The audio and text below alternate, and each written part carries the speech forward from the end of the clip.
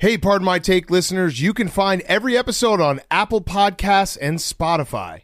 Prime members can listen ad-free on Amazon Music. On today's Pardon My Take, we have one of our, actually, I think if you do the analytics, he's the number one recurring guest, right? In terms of appearances on this show. I'm almost positive someone told Lenny us Dykstra. that. Lenny Dykstra. No, it is Ryan Whitney.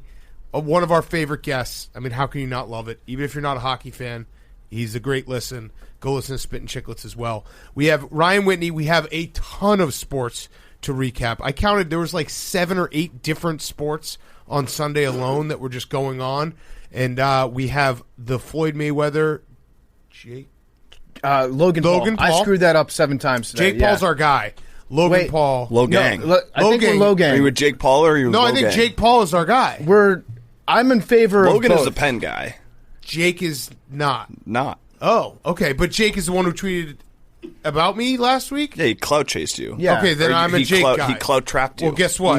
Done. I'll walk in and fucking grab that cheese every time. I'm a little fat cat. Couldn't be me. All right, so we'll do. We're gonna do our Monday reading. It's just basically gonna be us live announcing that fight. So if you missed it, if you didn't buy it, if you didn't see it on a Sunday night, we have the recap for you so you don't miss any of it. It is a packed show. It's brought to you by our friends at Body Armor. Today's athletes deserve more than just your grandfather's tired old salty sports drink, which is full of artificial dyes. Enter Body Armor, made with potassium-packed electrolytes, antioxidants, and B vitamins, plus no artificial sweeteners, flavors, or dyes. Body Armor Sports Drink provides hard-working hydration and more, plus it tastes great. My favorite flavor, I'm actually drinking right now, Tropical Chaos. I also love strawberry banana. That's my number one. Everyone thinks when they see strawberry banana, they think of me. When they think of me, they think of strawberry banana. Because Body Armor helps today's athletes stay on top of their game. Body Armor, available for purchase in-store and on Amazon now. So make sure you get it. The best drink of the summer, potassium-packed electrolytes, antioxidants, no artificial sweeteners, flavors, or dyes. Coconut water has B vitamins, and on top of all of that, it tastes great. So go get that strawberry banana and tell them Big Cat sent you. Do it right now. You can buy it on Amazon or stores everywhere. It's literally everywhere. So do it. Be a Body Armor athlete this summer. Okay, let's go.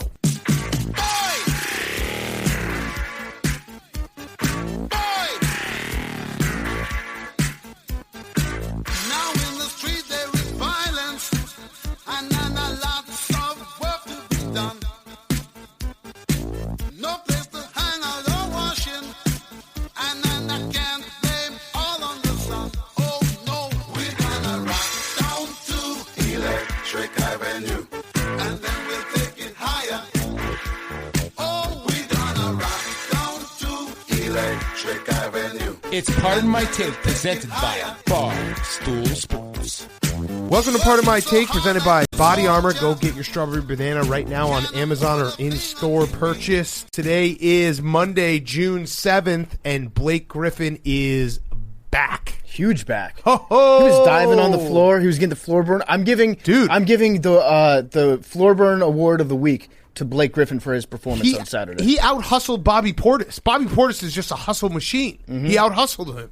So Blake Griffin is back. I'm happy for Blake. He flipped the switch. Yeah, we are, and also Blake Koepka's back too, because Bryson DeChambeua, let's go Brooksy, is all the way up in his head, rent-free. But if you look, well, yeah, I mean, everyone is in Brooksy's head at this point. It's an orphanage. All the problem children of the PGA Tour and the fans are allowed to live now rent-free, and Brooksy's, are we going to just call him Brooksy from now on? Okay, so I have a question.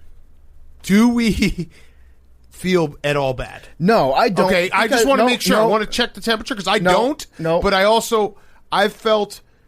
feel bad, but I've wondered if I should feel bad. Well, here's the thing, Big Cat. We're bad boys, right? Yeah, we are. We don't feel bad yet. We're the bad boys of the tour. Bryson has fully cemented himself. His transformation now into Shooter McGavin is complete. Yeah. So he's like going to the PGA Tour. He's requesting that they handle it. At first, on Friday, he was like, I think it's great for golf. No, it's funny. No. It's a flattering. Compliment. He said it was flattering. Yeah, I'm not mad. In fact, I'm laughing. This whole thing is funny. That lasted for about exactly one day, and then he was like, the tour needs to step in and do something about this. Like, pretty soon, he's going to have I don't know who's the most annoying fan. Tekashi 6ix9ine in a canoe yelling at fucking Brooks Koepka when he's teeing off, calling him a jackass. Like That's what Bryson is going to hire? Well, I'm saying he doesn't have any friends. Oh, got it. Tekashi needs a paycheck. Got it. So I don't know. Maybe It's a great choice. Yeah. Okay. Or maybe just get his O.J. Simpson. his garage bros. Yeah, doing cameos for him. Yeah, it'd be a real Cameo shame. dudes, stop hitting us up. It'd be a real shame if Bryson got into a business arrangement with O.J. Simpson and then shorted him. So I saw Brandley Chambly. He basically called us bullies. He was like, "This is a classic case of bullies." Wait, how'd you see that? Someone tagged me, and then I went on to Youngstown Bob, my burner account, and I actually responded. I was like, "Just chill out, dude." Like it. When did he block you? Oh, a while ago. We've been blocked, Hank. Brandley is Blixley's Chimbliss is not a fan of Listen, ours. I feel like if we were, well, first of all, we have not told anyone to go do anything. No, in fact, actually, I think I absolutely no, did. quite the opposite. We said we're not. No, I 100% did. We're not saying you that said we're doing no. that. I said do it. We are not. We are not saying that you should do it, but it's. But I it's am awesome. saying do it, and you should do it. I am saying do That's. it. I'm doing satire. You should absolutely do it. Do it. That would be such a You joke. won't. But anyway, yeah, he called us bullies, and I thought about it, and I was like, okay, if people were saying mean things to Bryson DeChambeua, if they were harassing him, I would say, yeah, that is too far. Don't do that. They are literally just calling him Brooksy. They're just saying, let's go Brooksy. They're actually cheering for him. They're giving him encouragement. They might say the wrong name, but they're giving him encouragement. I even think it's dumber than that. They're cheering for somebody else. They're not. They think it's Brooks. They're not talking about Bryson. They're just such diehard Brooks Koepka fans that they're saying, "Come on, Brooksy." Right. I mean, you got guys on the PGA Tour for the last 30 years saying "Baba Booey" after somebody hits a shot. Get in the hole, mashed potatoes. What are you gonna say, Hank? We did this first with Brooks. What? Oh, Blake. saying Yeah, Blake. Yeah, saying Blake. you're right. And how did he handle it? He became our best friend. Every time he tees off, someone says the wrong name. What to a him. great fucking point, Hank. That Brandley Chambly, you better call us bullies for bullying Brooks too, right? Because we did the exact same thing. Okay, here's what. And when Phil, you know what I want? A U.S. Open, call Phil Bill. Here's what. That's just enough where people will be like, did they say Bill or did they say Phil? Here's what Chimbley Brixless has to say. There is a cancer metastasizing in American sport of people who believe that buying a ticket makes them an actor in the action, not merely a spectator to it. A cancer. Imagine, and I think what he's going for here is he's basically lumping Trae Young getting spit on, Kyrie Irving getting stuff thrown at him, Russell Westbrook having a popcorn dumped on him, with a bunch of fucking drunk guys just saying, let's go Brooksy. Yes. And the fact what is, a fucking pussy. He brought it on himself. God damn it. He absolutely 100%. Because this thing no one was talking about, but that video came out of somebody saying, let's go Brooksy, and him trying to get them thrown out. And then he had the nerve, the audacity to say that Brooks was, that he was living rent-free in Brooks's head. Yeah. And then he gets shocked that people actually take him up. We all thought it was fake at one point on Friday. Yeah, too. I did too. I totally did, because it was from a random person. It was like, wait, we should make sure that we're correct on this. I still, in my heart of hearts, and I know that guys like Brandley Chambly are like old school, and shout out our guys at Foreplay because they're new school and they know that golf should be fun and they preach that. But that's really what it comes down to, is like golf should be fun. Rivalries are fun. Having guys hate each other is fun.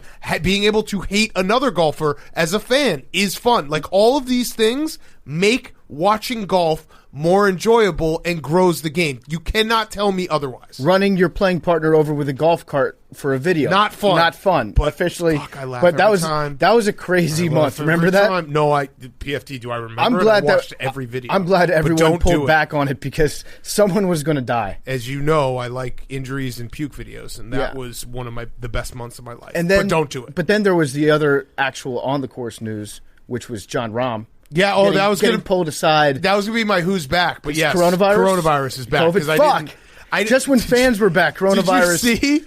Credit to John Rahm, because he tried to outrun science, and not to get political here, guys, but he apparently was with someone who had coronavirus earlier in the week, and then rushed to get the first vaccine, being like, this will work. Well, yeah, he treated it like the vax was hydroxychloroquine. Yeah. No, he treated it like it was Plan B. Yeah, exactly. He's like, oh, I'm pregnant. I got to go take a pill. Yeah. Like, my dick itches. Got to fucking rub some cream on it. I'll sweat this out real quick. Yeah, this will work. The herpes won't hit if I just take a hot bath. And so it was really awkward when they were telling him on that green, like, hey, guess what? Congratulations on obviously winning this tournament. You're up by how many strokes? Like 6 strokes? He was up by 6 strokes. Going into Sunday, but you got the cocoa. Yeah. And he just kind of broke down, and then there was a lot of people being like, you should find a different place to tell him that. I understand why those people said that because it was weird, but also if you knew that he had coronavirus, then he's like walking into the clubhouse and he's like high-fiving everybody. None of it makes sense. So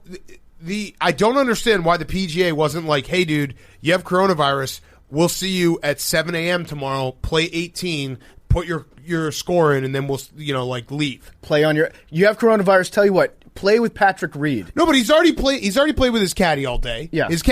You come out early. No fans are out here yet. Play your 18. We'll put in your score, and that's an easy solution. I don't know why they didn't work around it at all. I don't know why they could have just figured out a way for him to play. I mean, if you have that much at stake, if you're John Rahm, you probably should have just gotten the vaccine earlier because you could have had this happen. The whole thing seemed like a mess and poorly handled. Yeah, so he obviously knew that he screwed up, which is why he went to go get the vaccine after the fact and tried to turn back time and chase down the fact that he obviously knew that he had messed up, that he should have gotten it. But yeah, I don't know if you're the PGA and that happens. Are you going to make a different set of rules for everybody? Yeah, I don't know why. But the guy was 6 strokes up. I still don't understand why he couldn't. Does he get have a paycheck? Played at 7:30 in the morning and just been put in his score. Does he get paid, or is it just I have no idea. $0 disqualified? I'm not sure what happened with that. Yeah. But that was crazy. All right, so that's golf. How'd Homa do? I saw he actually did okay. He was threatening. I think. Maybe. Vax Homa. He's not getting that cocoa. No. Hell no. I think he did okay. Okay is a very relative thing. Well, no, he was playing on Sunday, T6. so he did okay. Yeah, T6. T6 points. T6. That's points. Yeah, that is points. Wait, I just realized we're heading for a collision course where it's going to be Brooksy and Brooks. No, Blake. Brooksy and Blake playing together on the Ryder Cup. Possibly, yes. That would be amazing. And then Patrick Reed's going to dominate everybody. Yes. Because that's what he does. Yes. It's good for golf. I'm excited for the U.S. Open in 2 weeks. All right, let's talk some hoops. So we did have the Nets Bucks game 1. James Harden got hurt 10 seconds into the game. I was at the game. I have a couple notes that I wanted to share with you guys. All right, so it's not a hamstring injury. What is it? No, not that. I actually didn't get there in time for that. I actually think he might have gout because we stopped talking about his weight for a long time. Fat bodies do get hamstrings. The hamstrings That's just a fact. Yeah. So Blake is awesome. He also wears these huge warmers on his knees when he's sitting on the bench. That makes him look like the Bionic Man, which is pretty cool. Are they the things that Jay Glazer had at his workout studio where you just put your feet into these giant things and there's tubes running? They're enormous. Yeah. What's going on? He's wearing a Pokemon card necklace. Oh, okay. That's Jesus Logan. Christ. The Charizard. That's Logan. All right, so we're going to have that as our Monday reading, so make sure you listen to the whole show. We have the whole fight. Gotta catch them all. All right, so Blake was awesome. Kyrie Irving, I have something really bad to tell you, Hank, but everyone on that team fucking loves him. Well, we know Kevin Durant does. You see them snuggling. No, they all love him. That was in the huddle. They all love him. And I thought he got a lot of shit for the snuggle. I thought that was cute when they snuggled. No, they love together. him. They love him. He is like. Well, he said it's Brooklyn versus the world. A1 teammate. No, Brooklyn and the world versus everyone. I also think He tried to say that the whole world is rooting for the Nets. Then that's not everyone.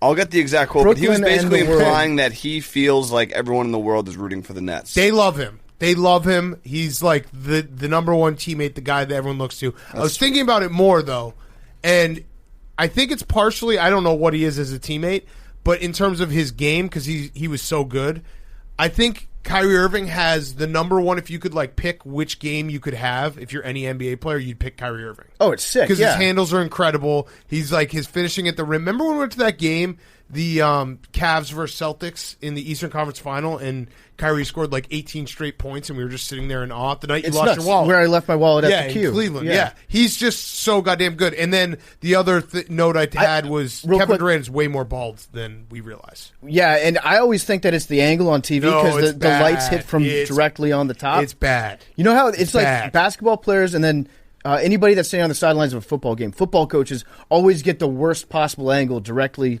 at the crown of their head. Yeah. And so Nick Saban, I mean, he looks bad like up there now, but even 20 years ago, you're like, he's balding. With Kevin, it's worse. It's bad. That's tough. So I'm sorry. Sorry, what were you going to say? Bald. What was the other thing you were saying? Well, with Kyrie, I love his finishing around the hoop because he always figures out a way. He never shoots like a normal one-handed layup. He always puts spin on the ball one way or the other, and his body just like becomes one with the backboard and understands which way the ball is going to bounce and exactly how much to put off. One time I said that he's more accurate within 7 feet of the hoop than I am wiping my own butt. Yeah. He's so crazy good. He's probably, if there was a layup contest, he would win every year. Yeah, and he's in like, if you just talk about one-on-one ability, he can beat anyone because he can just take anyone off the dribble. So I think that adds to like the respect factor and just like, hey, this guy is, I really do. It was weird. I guess I knew it, but watching it happen, like everyone was going up to him during timeouts, talking to him. I just think they love him. So sorry, Hank. Do you actually think that he would win? Because I agree with you. I think that if there was like a bracket one-on-one tournament in the NBA, I think that Kyrie would probably win. Yeah, probably. I mean, obviously with like size, I don't know if Giannis is so fucking big. Could you just back him down? Yeah, I don't know, but like, yeah, if you did it approximate size or position, yes, I think so. Luka would might win. He might. Luka, yeah. I mean, you can't like what they lost, but he did everything he could. Yeah. It's what was the Giselle? Tom can't throw and catch the ball. Yeah, Luka. That's how it felt. Luka can't shoot and rebound and do everything. And he probably would have had would he finish with like 12, 13 assists? I think he had double-digit assists. He would have had a lot more if his teammates were better at shooting the ball. I also, I don't know if you saw his post game, but he was wearing a backpack, and he looked like he was like 12 years old, so he's trying to fight back against your theory. Yeah, he heard. Yes, he heard. Yes. It was ridiculous. It was a ridiculous look. He would win the seniors bracket of the one-on-one tournament. Yes. For sure. One more thing about Luka. Did you see after the game, Playoff P went up to him and tried to do a jersey swap? Yes. And Luka was like, no, I'm good. It's okay. Apparently what happened was, and I kind of thought that this might be happening because Luka, he's a big boy. Yeah. A big man. He's a little doughy, you might say. Thick Kaner Medley is what I'm calling him. He went to his locker room and he did the jersey swap after the fact. I like that. Away from the camera so nobody had to see Luka take his shirt off like he was a big guy at the pool. Well, I also like that Luka has that in his back pocket because he is incredible. You could make, whatever you want to say, top 5, top 7 NBA player right now. He's incredible. And he still has the summer where he gets in shape and everyone's like, Luka lost 15 pounds of fat and gained 5 pounds of muscle. Watch out. Storyline in his like back pocket, which I think that's the greatest thing you can do as an athlete is start your career, be great, but be a little doughy so that you can always be like, well, I could just get in shape. Like Luka, he just looks at me like, dude, if I was in shape, I'd probably win this game 7. Yeah, he's going to show up one off season like very vascular. Right, you're going to see a lot of veins, and but then at that point, if he doesn't win, he always has in his back pocket, I'm going to put my mass back on. Right. I've lost some of my power game, losing some of that weight, and then he can get fat over the course of the season. Someone pointed out, people have been pointing out, and I'm not pointing it out, but Playoff P won a series in the Staples Center before LeBron? Yeah, no, it's actually just a fact. It's not so that's much. What it is. People okay, when we say that, Big Cat, we're not saying it as an indictment on one guy or the other. It's a fact. Just a fact that Playoff L got a dub in the Staples Center before LeBron James did. No, Playoff. Wait, you call him Playoff L? Yeah, that's what his name used to be. No, now he's that's LeBron's name now. Playoff L. L, yeah, okay, yeah. Playoff P is Paul George. Can LeBron James win the playoffs? Yeah, we Playoff don't think L. That he can. As of right now in the Staples Center, he is Playoff L. Well, LA is a Clippers town. Make no mistake about it. Right now, Big Cat, the town's going nuts for them. So them and the Chargers. We have been decidedly chosen to be a Suns podcast in the West. Yes. We are a Blake Griffin, which is, I guess, like the vessel of the Nets. We're rooting for Blake Griffin through the vessel of the Nets. So in the East, now, I wouldn't be shocked if like the Clippers, especially the way they won this series, down 2-0 and then down 3-2, like they might just fuck around and go to the finals now. It would be very funny if they did. Right. It's like this is the year that the Clippers put it all together. They just needed to win one. Yeah. They got won one last year, but they needed to win one this year. But this one was different. Yeah. This one, because it felt like this one was spiraling out of control. Because they had already like that baggage and that people were talking about with them, like they're choke artists. This team has to be blown up, and they kind of overcame that in the first round. So that first round victory kind of felt like it was worth two series. Yeah, in a weird way. And the series doesn't start or end until a team wins at home. Yeah. Series doesn't end until a team wins at home. That was the first home game win of the series, which is very rare to watch. But it was a great series. The other one we had was the Sixers and the Hawks started. Now, I got on the wrong side of Philly Twitter. I made the joke, so when the No, there's no. You probably no right asked side? a regular question, yeah. Well, no, I trolled. Maybe the most sensitive. No, I trolled. I knew it was a lot of the. To the credit of Philly Twitter, a lot of the Philly Twitter was like, "I know what you're doing. That's okay." When the Sixers were down like 30 in the first half, and Joel Embiid was playing, I said, "Just wait until Joel Embiid comes back. Then the Hawks will be in trouble." And some people were like, "Oh, kill yourself." Not many, so I'm going to give it a pass. But I do have a problem with Joel Embiid. I love Joel Embiid. When you come out with Triple H and do the DX suck it before the game, you have to win that game. He was also jumping around a lot on that knee or back, whichever side you fall on. He was doing a lot of pregame motions. Like it looked like it was a violent act. Did you watch it? I did see it. Well, I saw the GIF, and that's what's going to follow him around, is the GIF of him doing the suck it, Triple H coming up from behind him. You never suck another man's suck it. The two-handed suck it. And then they were ringing the bell and all that stuff. You have to win that. Say what you want about Philly basketball. They don't win playoff games, but they put on a great show at their home. Okay, now you're, again, all kill yourself tweets. Please go directly to Hank. It's true. They do this pregame show. They bring the players out like they're the fucking Harlem Globetrotters. Like, what other stadium do you see the pregame players humping DX? I love it. It was awesome, but you have to win it. But like, who does that? Who else does that? You have to win that game. I agree. You got to at least make sure that you're healthy before you do that. And he scored like 39.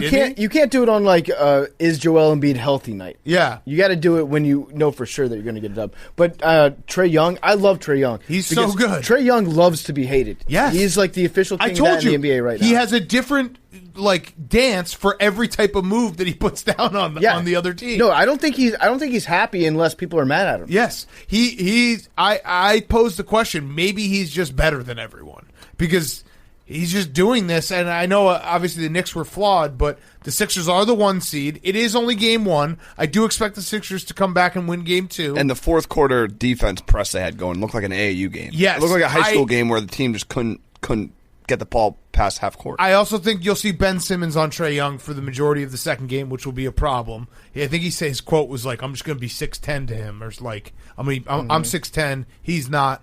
I'm going to be 6'10". Now, that's intimidating. The fourth quarter, if you're an Atlanta sports fan, you were not comfortable. No. At the end of the fourth quarter. Yeah, you were up by like 17, and then they cut it to 4 at the very end. It felt like I went back and I looked at the win probability chart because we know that that's an actual statistical model that always works. Always. But it had it at like 99.9. Then it dipped down to about 81. But when it was at 81, it honestly felt 50-50. That's just Atlanta sports. Yeah. Like, it should be graded on a curve for any Atlanta sports team. But, yeah, it is actually a classic case of the game just wasn't long enough for the Sixers to win. Right. They ran out of time. They didn't lose. They just ran out of time.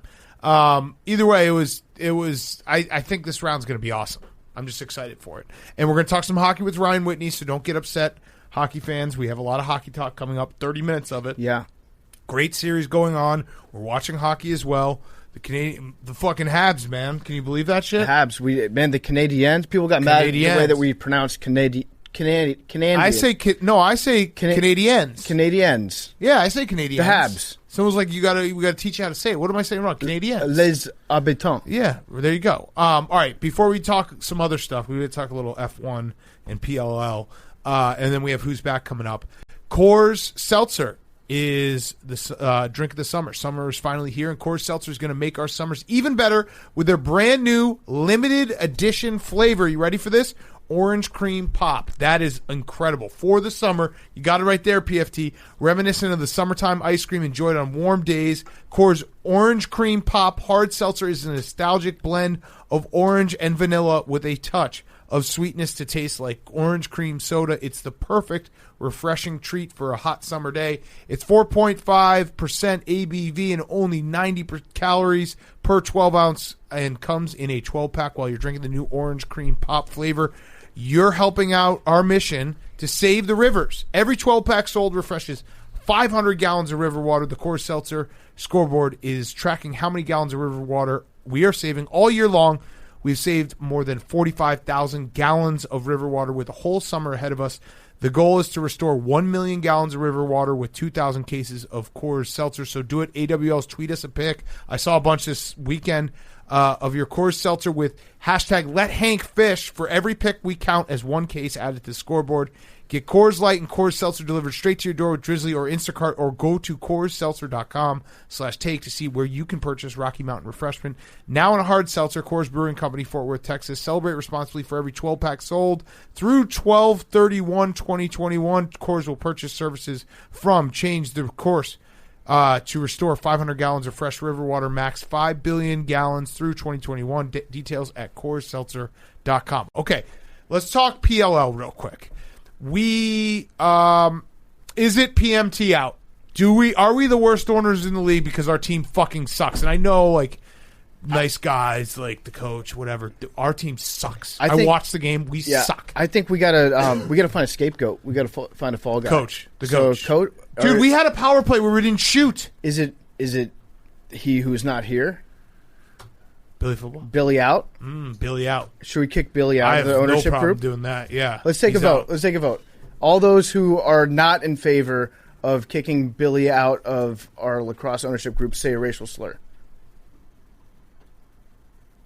Oh, Jake. Jake had it on his lips. So we're all in favor. He had it on his lips. I'm not an owner. Yeah, you guys are. are No, you are. No, You're governor. Yeah, you. That's there it actually, is. Yeah. Oh. So all right. So by yeah, he just said it, Jake. Wow. What did I do? So by you said the O word. So yeah, you can't say it. 4-1 vote. Billy's out.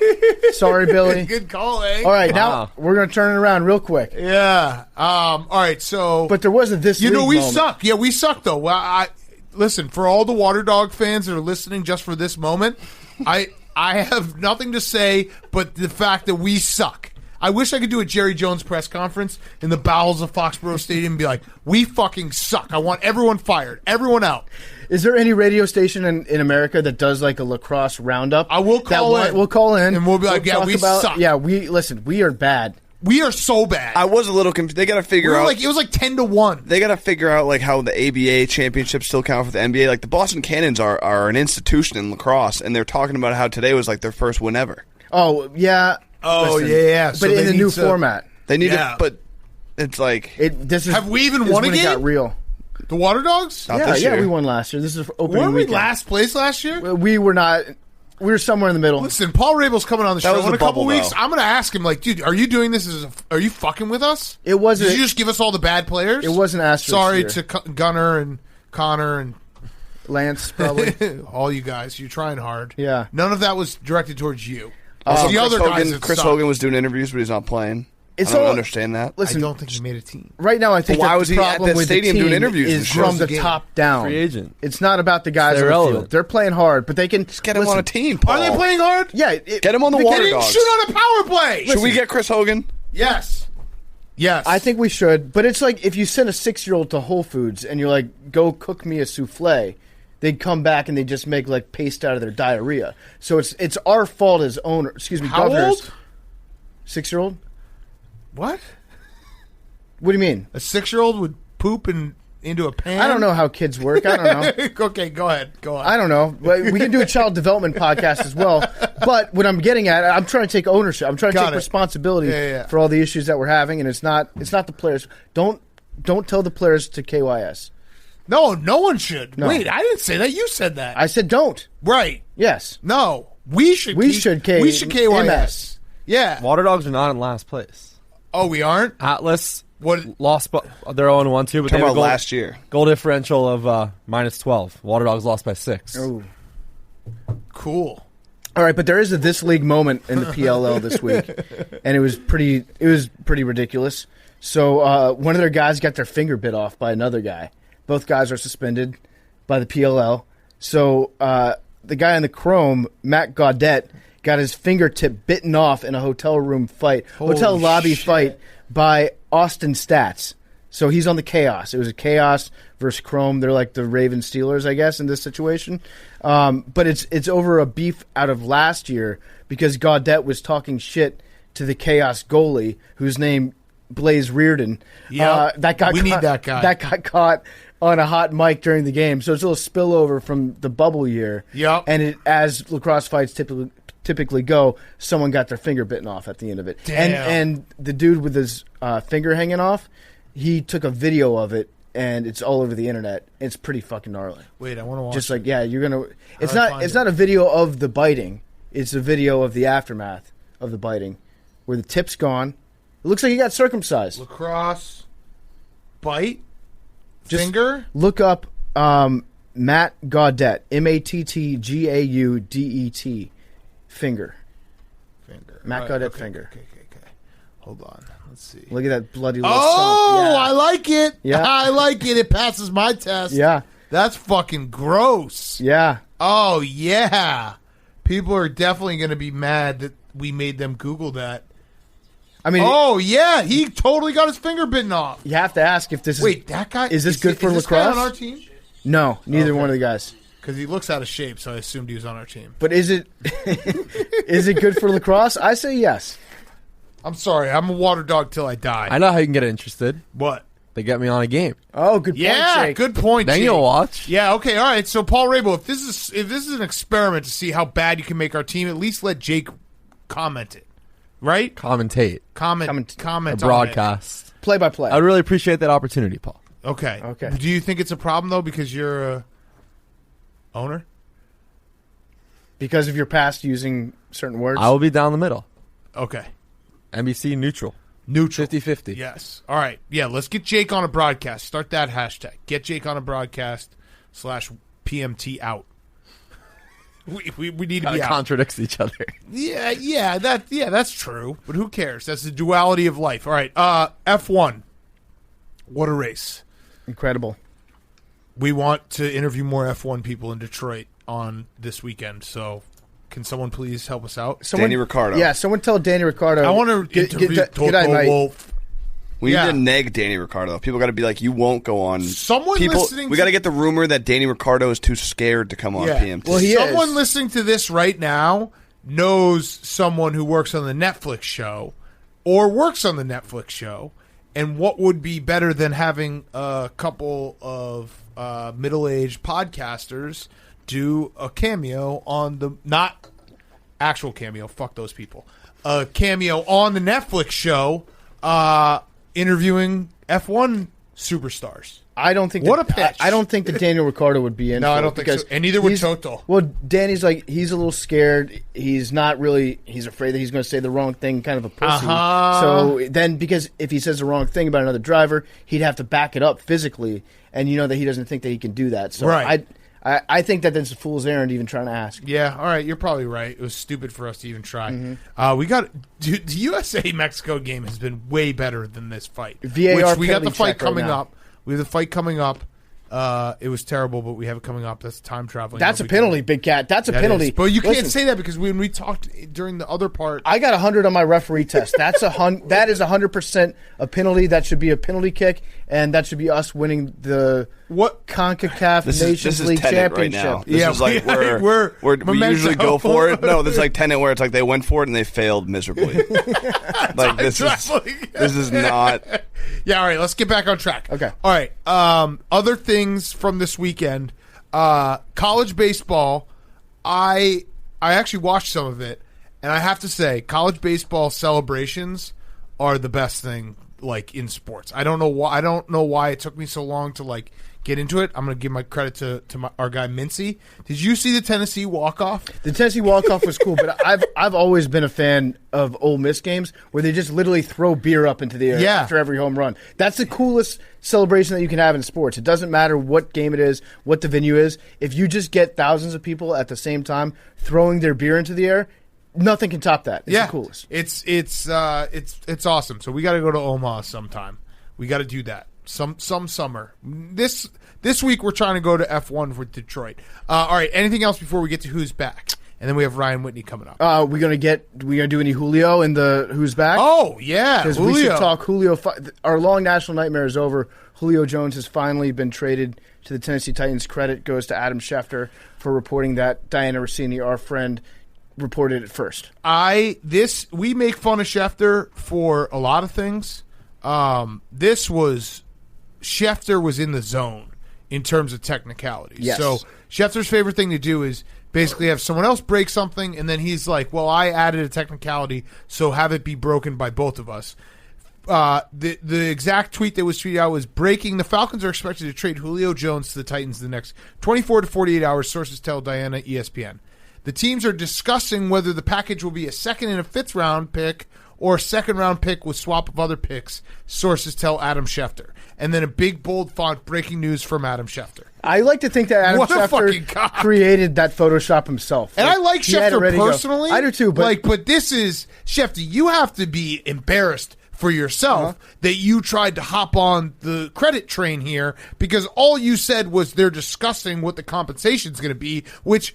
that happens in every trade. And that's also what she said in her initial tweet. They're still hammering out the final compensation. But then here's what he added on his initial tweet. You remember when it was it Adrian Peterson? Yeah. And the goal of the agreement will be that he will play both years. That was his extra nugget. And this one is his belief. They just gave a red card to a coach. Nice. Okay, go ahead. Sorry. He said Sorry, Hank. Sorry. He said, but the belief is the agreement will get done. That was the extra nugget that he added in was we think that the trade that we just announced is going to happen is in fact going to happen. And all I'll say is just like if I were Adam Schefter, I would be very, very – I would not show my face in the Bronx because Diana's dad will beat the shit out of him. Yep. And Doug Marone went to high school with him. Yep. All right, so that was Julio. Seems like a no-brainer for the Titans. Seems like a no-brainer for both teams. I think it's probably because the Falcons – Julio would have walked after this year, right? He could have walked. So probably would have walked. Yeah, he would have walked after this year if he was still in the Falcons. Right. He might walk on the Titans. They might try to extend him. But I think I figured out what Mike Vrabel's strategy is here. Because Julio, he's a little bit older, but I think I know how Mike Vrabel is building this team. He's just trying to get the biggest dudes that he can possibly get his hands on. I think that he has the biggest starting 11, like just mass-wise. Yes. He is Billy Football as a coach. He just wants pounds. Yes. And Julio Jones is a massive dude. He's still really good at wide receiver. But I'm pretty sure that he might pick up Eddie Lacy to be their backup running back this year because he's just obsessed with girth. Yeah, the Derrick Henry, like Julio Jones, Corey Davis, A.J. Brown, like that, it's just insane. Yeah. It's insane. So it feels like a no-brainer for the Titans. He's a freak. It's crazy that they got him, but you still can't stop anyone on third down. Right. So your defense is still the thing I would be most worried about. But you should be excited if you're a Titans fan. If I'm Will Compton, I'm eating all summer long. Just get bigger, Will. Yes. Just get massive. Yes. If you show up in August, I know you're not on the team, but you can probably just show up and they'll let you in. Your card probably still works. If you just show up and you weigh 265 pounds, Vrabes is going to be like, that dude's a thumper. Yep. We got to add him on. It's like the scene. It's like The Office when they all got in the weight together. Yeah, wear a fat suit. Yeah, he just wants to make sure that the team weighs more than like 30,000 pounds. I actually bet that if Will wanted to, he could just get someone who's really good at Photoshop to just make pictures of him look 30 pounds heavier. Yeah, and Mike, that'll be good enough for Mike to bring you back. Yes, absolutely. All right. Anything else? Let's get to who's back. Who's Back is brought to you by our friends at Cash App. Cash App is back. The stock market, investing through the Cash App, buying and selling Bitcoin. You can do it all with the Cash App. The Cash App is the best app out there. Links directly to your bank account. The Cash App is the best. So when you download the Cash App, you enter the referral code Barstool. You get $10 for free, $10 to the ASPCA, $10 for free, $10 to the ASPCA when you download the Cash App. Do it from the App Store, Google Play Store today, and download that Cash App. Okay, Hank, who's back? My first who's back, I got a couple, is Hezbollah. We haven't really talked about him on this show. Oh, the little dude? Yes. Yeah. I feel like it's something that's been, I thought you were talked saying about. Hezbollah. Yeah, it kind of sounded like you Yeah, were it saying did, Hezbollah. yeah. I don't know what that. Yeah. Okay. No, we don't. We know you don't. Go ahead. Oh, he's the talk of the town. Everyone's talking about fights. They want, Logan versus Mayweather, but everyone wants this kid fighting. He's kind of like How old is he? the king of promotion. He's 18.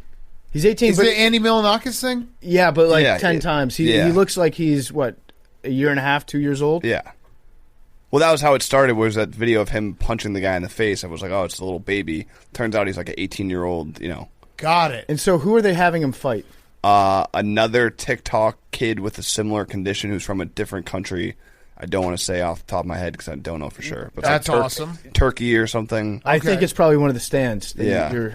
He's so struggling with. funny. Yeah, he's very. He's got funny. so much swag. Yeah, but I figured we should, talk about him. It's something I see people talking about all the time, so I just wanted to bring him into the show. My other who's back is Magic. Oh, that's all my who's back's going to take it. All right, you do it. You do it. Matt Johnson? Yeah. What? Yeah. Do you Coronavirus got taken too. Do you possess? No. But I had two who's backs. I had a backup. Go ahead, you do it. I have no. No. who's backs. I have got zero. That's who's it. backs. No, I actually only had one because it's who's back. I don't want to be a tryhard. Like There we go. PFC. Okay. Thank you. Wow. Go ahead. Go ahead, PFT. Hank, What do you got? always have more than one. No. I usually just have Who's one. back? Right. My who's back of the week is Simone Biles. I got Simone Biles coming back. She participated in some sort of gymnastics event tonight, Ooh. and all I know about it was she started her routine off with two separate moves that are both called the Biles that no one else can even do. Okay. They're like the hardest moves ever invented. But it's bile. But Simone Biles. Yeah, I know. But Yeah. they're called the biles. Well, she has two different bile moves. Right. The bile 1, the bile 2. Got it. And so she was She the goat. I don't know. Nadia Comaneci. She's probably Nadia Comaneci is pretty good. Gabby Douglas. Gabby Douglas. Wait, is that her? Wait, hold on. Carrie Strug. Michaela Maroney. Who was the one who hurt her ankle? Carrie Strug, yeah. No, is that- pretty much broke her ankle. No, was that Carrie Strug? Yeah. Yeah. Yeah, Carrie I Strug. think so. I Nicole like Nadia Kidman. Comaneci. Nicole Kidman, she was I just great. like saying Nadia Comaneci's name. But how badass is it that like you have a move that you have two moves that are named after you? Yes. But this is where we run into problem as gymnastics fans, as we are, which is we don't know what we're watching when we watch it. Right. It'd be sick if they just had an event where the judges were just normal people that had never seen gymnastics before, and so they just judge things off how badass they look. Yes. Because really, that's what the sport should be about. Wow, that's cool. That's Yeah. all you. That's all you need. Cool And then points. you win. Yeah. Hank, what was the magic tweet you were going to read? The Palinka one. Yeah, it was so good. He's. Do you want to read it? Yeah, I honestly don't think. For a minute there, I thought that Magic maybe is self-aware, but then I read his whole timeline, and he was doing a breakdown of all the playoffs. And in the middle of it, he said, "Lakers GM Rob Pelinka has a lot of work to do this summer because a lot of Lakers did not perform well during the series against the Phoenix Suns." That's actually like the most boring recap of the series that you could potentially It's do. spicy. Let me ask you this: if you're LeBron James, do you think that maybe he could be talking about you? I don't know, maybe. I think if you're LeBron James, you think that. But Magic's tweets, like he really is putting an effort. Didn't we hear someone told us that he doesn't tweet, he texts his tweets to someone else. Yeah, Rob Lowe. Rob Lowe said that, which actually that now makes so much sense. Like the whole thing makes perfect sense that they do read as text messages. Like if someone was like, "Hey, Magic, what do you think about like what?" There, I think if you read Magic tweets, there's a prompt that we're missing. Like someone texted Magic and was like, his tweeter said, "Hey, Magic, like, what do you think about Rob Pelinka? Like, what does he have to do? Does he have a lot to do?" And he's like, "Lakers GM Rob Pelinka has a lot of work to do this summer because a lot of Lakers did not perform well during the series against the Phoenix Suns." That's kind of fascinating because you could the person is like treating it like it's a post-game press conference. Right. And it's their job to like reach out to Magic. Magic still feels like he's getting interviewed. Right. What if it was somebody on the Lakers that was actually transcribing these and using his voice to send subtle behind the back subterfuge messages. I just wonder if you have this setup where you text someone and say, hey, can you tweet this for me? There probably is a follow-up text being like, hey, how'd that one do? And does the person like, yo, it's popping. Like, people love this Rob Pelinka stuff. That's a hot take by you, Magic. Yeah. Or do you think he tells them the truth? He's like, you sound like a robot and everyone's mocking you. Well, I think it's a person, so it's got to be someone with an agenda. Yeah. So, I mean, they're probably getting paid way too much money to just be Magic. Magic, if you're listening to this, I will do the job for free. For the love of the game? For the love of the game, I will tweet anything that you text me, and I will always be on call. I think that we could probably just create Magic Johnson's voice, replicate it pretty easily. I've never done the the only time I've ever switched my handle and tried to do people was I did it with Magic Johnson, and I changed my Twitter profile and I tweeted something, and it got it was the only time I could ever get everyone. Yeah, because he is a parody of himself. So if you do it, it's believable. If you make the most boring tweet possible, people would believe that's from Magic Johnson. How much do you think his ghost tweeter gets paid? Again, I'll do it for free. So free. We'll save you a lot of money here, Magic. For free. Jake, all right, before we get to Ryan Whitney, do you have a who's back for us? I do. It's scoregami, but a different type. First, if you say for lacrosse, I'm going to punch Nope. you in the nose. All right, cool. Baseball, but not a final score. So Jordan Montgomery of the Yankees earlier this week, he had a unique box score for his pitching line. 6 1/3 inning, 5 hits, 3 runs, 1 earned run, 2 walks, 6 Ks. 1.1 million box scores for pitchers. That's never happened before. Say it again. It's pretty normal numbers. 6 1/3 innings pitched, 5 hits, 3 runs, 1 earned run, 2 walks, 6 Ks. It's never happened. It's got to be the 3 runs, 1 earned run, or it's got to be 3 runs, 1 earned. Yeah, it starts to get it, but that's got to narrow it down, right? Yeah, because if you give up 3 runs to only have 1 of them earned, wow. Trevor Bauer had a scoregami pitching line today too. He was the only person to ever strike out a guy with one eye closed. Struck out Acuna. So that's the most Trevor Bauer stat ever. What happened? Jacob deGrom also is like the greatest pitcher of all time. It's pretty fucking ridiculous. Yeah. I know that's not actually true, but 2021 through 9 starts, 58 innings pitched. He's got a .62 ERA. He's pitched 58 innings. He's given up only 25 hits. That's fucking ridiculous. 93 Ks. How many hits does he have as a player? I don't know, but if he out-hit himself. I think he has as many RBIs as earned runs. He probably does. Insane. 93 Ks on 58 innings pitched and only 25 hits. Jesus Christ. All right, let's get to our interview with Ryan Whitney. Before we get to him, I want to talk to you guys about our great friends over at Movement. In a tiny apartment in Southern California, 2 college dropouts teamed up to create a watch company that broke all the rules. They have fair prices, unexpected colors, and clean original designs. Movement grew into one of the fastest-growing watch brands, shipping to over 160 countries all across the globe. Now Movement has expanded into blue light glasses that protect your eyes from your screens. They got minimalist jewelry and more style essentials that don't break the bank, all designed out of their California headquarters. We love Movement here. I rock their watches all the time. I like giving their watches away as gifts. People love them. It's a great gift to receive. I like everything that Movement puts out, and now that they have blue light glasses, if you're like me and you spend most of your day looking at a screen, your eyes are going to get strained. Your eyes are going to get torn up by that blue light. You're going to want to protect yourself against it. Put their blue light glasses on. Give it a shot. And their watches in particular have a look and quality of a $400 to $500 watch that you'd pay for at a department store.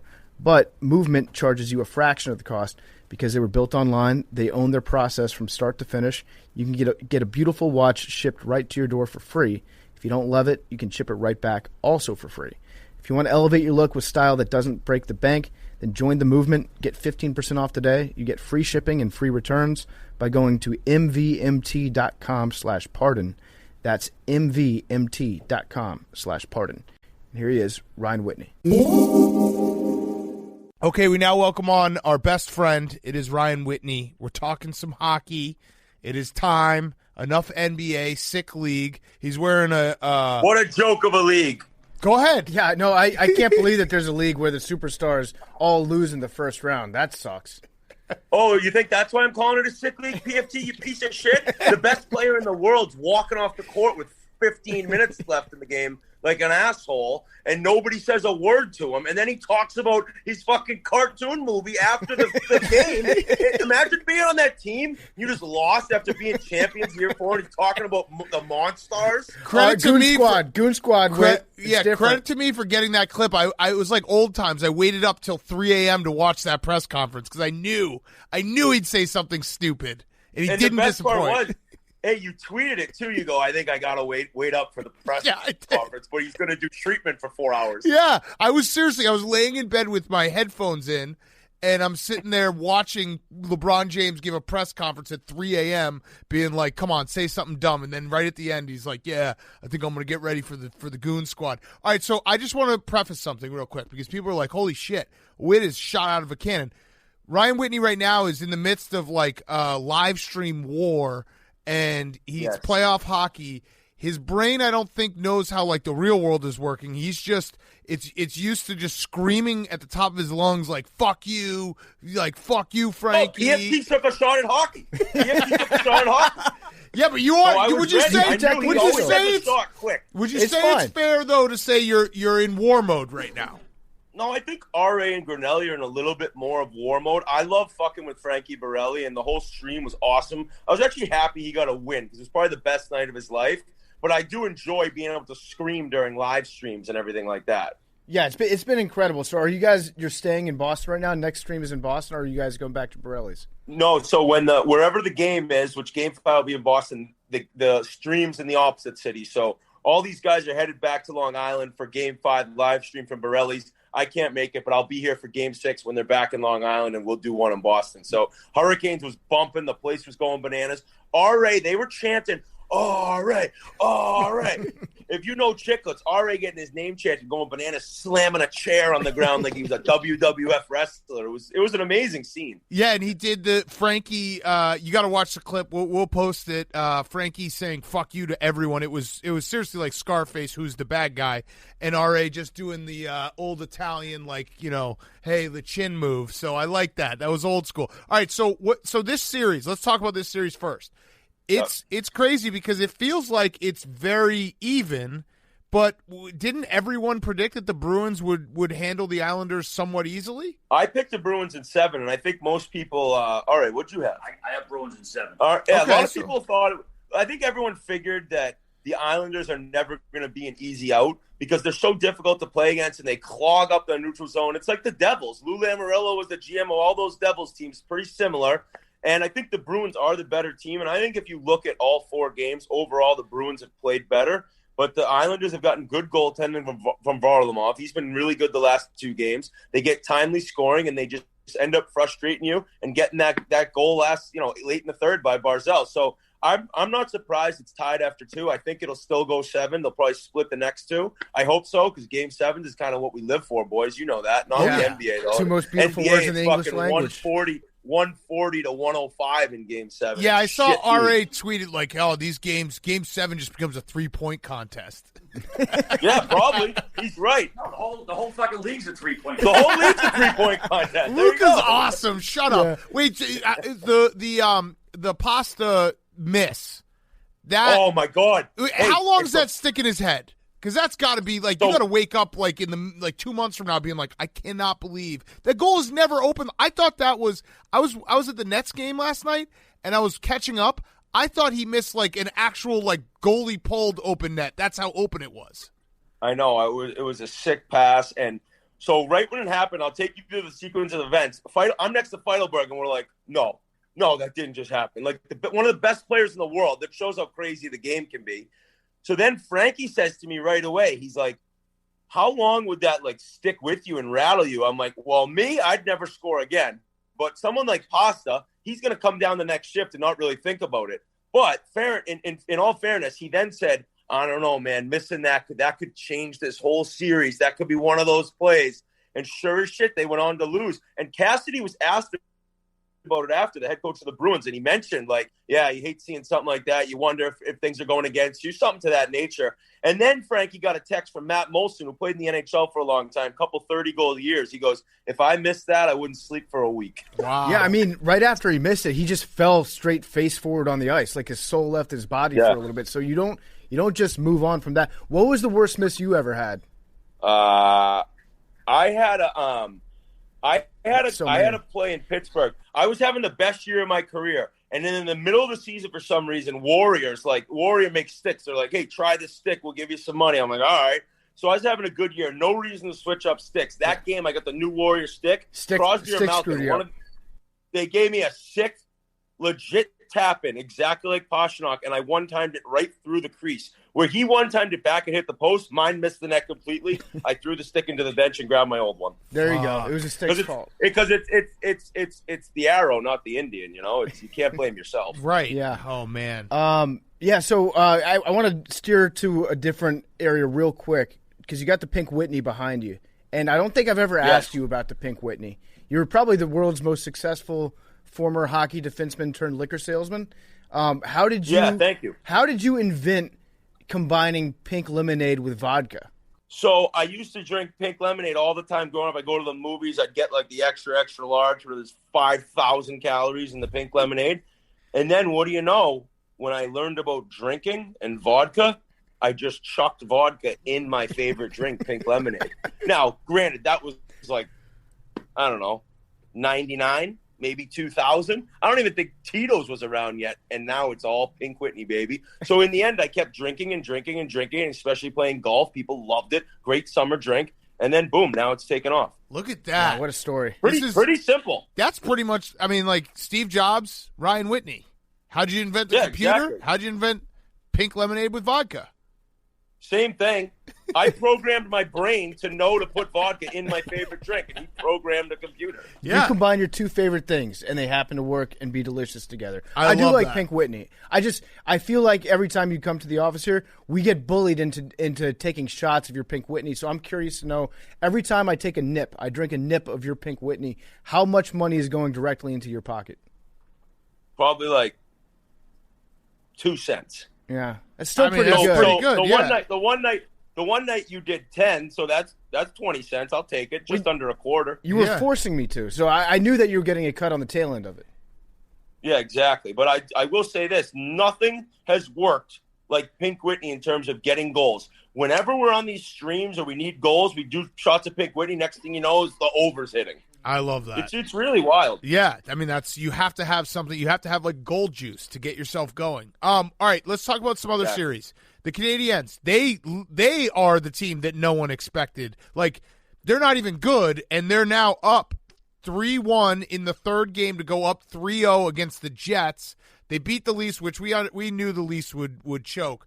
But what the hell's going on with them? Are they getting hot at the right time? Are you waiting for them to like turn back into a pumpkin? I thought for sure Winnipeg would at least win Game 3. They got nothing going. It's pathetic. I think Montreal isn't good. They have an amazing goalie who's like hitting his stride at the right time, which is kind of like what the Canadians do. Patrick Waugh, rookie year, took him to the Cup. You know, Ken Dryden took him to the Cup as a rookie. It's like they get goaltenders that get hot, and then the magic of the Canadiens jersey, they end up winning games and winning series. They'll probably win this series and looking like they're going to go up 3-0. They will get pounded by Vegas or the Avalanche. That's already the matchup where Boston Islanders are going to play the winner of Tampa, Carolina. So the Canadiens will get into the probably Final Four and then just get shit pounded. Okay, so you brought up the goalies that are like getting hot at the right time. What's the difference? Where's the line between a goalie that's hot and a goalie that's standing on his head? That's a tough line. That's a tough line to draw. I don't know. I think it's the same thing, personally. If you were to ask me, I think a guy's standing on his head and he's just really hot to be standing on his head, if that makes sense. You got to get hot before you can stand on your head. I feel like standing on your head is in the game. Hot is something that happens in a series. Yeah, I agree. You know what I mean? Okay. So he can be hot the whole series, but just one of the games he's on his head. Game specifically where you know a goalie's standing on his head when he just makes like 4 or 5 saves, you're like, how the fuck did he do that? And it's like nothing's going in tonight. And then that can be that can be a smaller part of a bigger hot streak. Yeah, because then when you lose to the team, you're like, oh, we lost to a hot goalie. Right. But you can't be like, we lost to a standing on his head goalie. That's too much words. Right. Game 2, he stood on his head. Yeah, exactly. Game 3, he was just good. Okay, that's interesting. And then once you get to Game 7, man, he was hot all series. Yeah, he was. Right, exactly. So what about my bet of the year is Game 1, Colorado-Vegas winner over Montreal. It'll be the first time Montreal's played in front of fans. There'll be 18,000, whatever building wins that series in Colorado. And they are going to, like I said, curb stomp the Canadiens. Yeah. Is it going to be like minus like 250? Yeah, you take them in regulation, Big Cat. That's the new play. Minus 1.5. Yeah, take the puck line. Minus 2.5. 200, a minus 200 money line in regulations like minus 110. I love it. And then what do you do? If they end up going to OT, you just live bet your team in overtime. It's a win-win. There you go. Okay, or like a double loss. Yeah. Yeah, probably not, that though. Sounds like, just keep live betting. It sounds like you got a system. 1-800-GAMBLER if you have a problem. Just chase your bet with more money. I like the idea of betting on the team or against a team that hasn't played against fans yet. Like, what actual impact does that have, do you think, for a team playing against a Southern team now, coming down from Canada? They have to go to Colorado maybe or Vegas. Did you hear that, by the way? I listened to that, boys. Did you hear that? Oh, man. I am the other Chicklets guy that does not consider the Avs a Southern market. Southern team. He slept the entire show. Well, he had also done 4 live streams. Yeah, previously. right. Yeah, he listed all his stuff. And I mean, you're the same way because you just play golf all day. But he listed all the things he did, and we're like, that sounds like a regular job. He's like, I've done 4 live streams and 2 interviews in 6 days. It was one. We had what was called a work week. Yeah. those will kill you. Yeah, no, I was watching that, and all of a sudden I hear, you got the Southern markets in Colorado. I was like, pardon? What? It's the Panthers, the Lightning, the Coyotes, the Kings, and the Avalanche. If you're called the Avalanche, which is a fucking snowstorm, you're not a Southern state. That's a good point. We should have just I don't know how done that. you guys didn't say that. Yeah. I mean, that was like the 5th most glaringly, obviously wrong thing about what he was saying. But yes, you're right. Like, but now they said it, I think we have to consider the Avs to be, like, as far as this postseason goes. Yeah, they're Southern. They're a Southern market. Mm-hmm. They're more Southern than the Canadian teams. So if you're playing a hot team like the Avalanche in a Southern market, in a stadium, in front of fans for the first time all season, like, what impact does like opposing fans have cheering against you? What effect does that have mentally? I don't know about mentally, because I actually think that a lot of these guys will be pretty fired up. Because, yes, the fans are all going against you, but you still have, like, a vibe in the crowd in terms of noise and the atmosphere. But it's more about, like, getting the puck in your own zone, and they're cycling offensively, and you're chasing around, and then the crowd gets going, and then the momentum of the game, at least the first period, I think will be, having the ice tilted severely south, mm-hmm. where they're shooting, right? So because I think the crowd will be so into what's going on, and then the Canadian team, the Canadians, it looks like, will just be like, whoa, we haven't dealt with this yet. They'll probably be able to figure it out, and in the end, it could help them having the atmosphere, but it'll still be awkward at the beginning. So is that actually made a difference on the ice this season? Like, is it easier to communicate when you don't have fans yelling? Are there going to be instances where they might not be able to hear things that they normally hear because there are going to be fans cheering for the first time? Yeah, probably. And all these teams, in America, we're dealing with some people had crowds, some didn't, but Canada's had no one. And I think the Canadians actually have allowed like 2,000 people in. I guess Quebec's doing a little better or something. I don't know what's going on up north. But I think that in terms of like talking to each other on the ice, it's been one thing all year for the Canadian market teams. And now it's just going to be way different. Whether it's on the bench talking or on the ice, it's going to be so loud that they're going to have a little bit of an issue at the beginning to figure it all out. What'd you make of the Jake Evans hit? I know that we didn't have you on after Tom Wilson. You took Tom Wilson's side. Thank you for your service. I wouldn't necessarily say I took his side. I more was going against, and it was very similar with the Scheifele hit on Jake Evans. I'm more going against the new culture in hockey where if somebody's injured, it's like a 10-game suspension. They need to be kicked out of the league, and everyone goes bananas. Everything doesn't seem as bad as I think Twitter makes it seem with hockey. It's like the hockey Twitter crowd, all the reporters get together, and every single hit is like the biggest issue in the world. Whereas I'm looking at Mark Scheifele's hit there as he stopped skating at the hash mark. So he had skated the entire length of the ice, right? So I was okay with a charge. And I said I was okay with a 1 or 2 game suspension. But in the end, he hit him with his feet on the ground. He put his shoulder through his chest. The guy was bent over, so his face is down there. He took the brunt of it. And the player who got hit in being Evans, he didn't lift up his head one time. Right. He was skating with the puck on the left hash mark, went around the net to stuff it in, didn't look up once, and he's trying to like lock up a game, and the other team has one more guy on the ice. down 1 with a minute to go. Like, what did you think was going to happen? Somebody was coming down in train tracks, man. So I hate seeing somebody get injured. I felt awful for the kid. It was his birthday and his first ever playoff goal. You got to pick your head up. In my mind, you got to protect yourself. That was always what I was taught, and it's definitely a different game, but 4 games is fucking wild for that hit, in my opinion. I think the way you guys approach it, I love it because it is more of like this game, and I think hockey has gotten safer, football's gotten safer, but there is an element that like things will still happen when you play a physical sport where guys get hit. Like there's some hits that you can change every rule. There still will be things where a guy doesn't have his head up, and it was unfortunate, and maybe he, like you said, charging and all that, but like some of these things just can't be taken out of a game, and you have to have a little like realistic approach to it. So I appreciate you guys when you say that. Until the NHL gets rid of hitting, which will never happen, and they'll never get rid of fighting either because the players don't want it out. Until that happens, which will never happen, so it's a stupid discussion, there will always be injuries and there will always be enormous hits. The game is going so fast, and that's my other thing. Fucking people Zapruder these films, and they stop them at, like, the exact moment. It's like, dude, the guy was going 19 miles an hour. Like, you're stopping it like it was slow motion. And in the end, my whole thing is, in the game of hockey and any physical game, if you play with your head down, you're going to get injured. It's like, it's a done deal. It doesn't matter how dirty the hit is. Doesn't matter how clean the hit is. If you have your head up, you're able to protect yourself. And a lot of guys now, because hitting's become less and less, really don't learn to play the game with their head up. They have their head down and they're fishing for the puck. And they don't realize that, while there aren't as many hard hitters in the league anymore, the Scott Stevens have pretty much gone away.